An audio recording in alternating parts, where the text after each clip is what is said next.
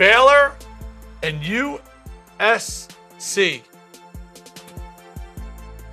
is a game that USC fell behind early, and Baylor was able to fight back with that size and athleticism. Johnathan Motley went out there, 19 points, 10 rebounds. Baylor got 82 points in this one, Tim, and that's what I like. This is a defensive-minded squad. The old Baylor teams of old, they were known for offensive prowess. I didn't think this team had enough firepower necessarily. I did have them win, but I worried about them and what SC can fill it up.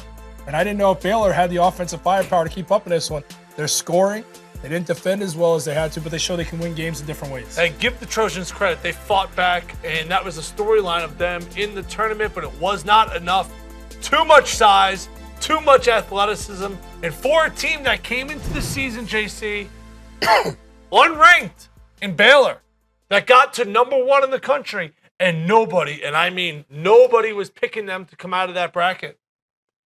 If Duke loses, they could be the highest seed standing. Yeah, against an Arkansas or against the South Carolina team, they got a good shot of beating too. Absolutely. And then the top half of that bracket, the Florida-Wisconsin game might be first one to 58.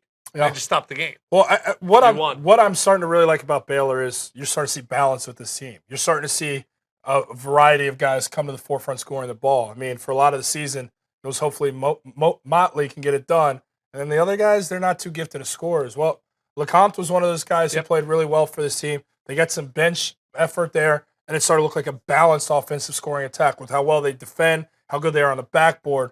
This team, when they can start to knock down the three-point shot, do a few other things, Baylor, you start to look at and be like, yeah, this has the makings of that team that climbed all the way to the top of the charts earlier this year. Well, Baylor ends up advancing. Maybe they'll get some help in the bottom of that region. If so, then who knows? Maybe they do finally get to that elusive Final Four.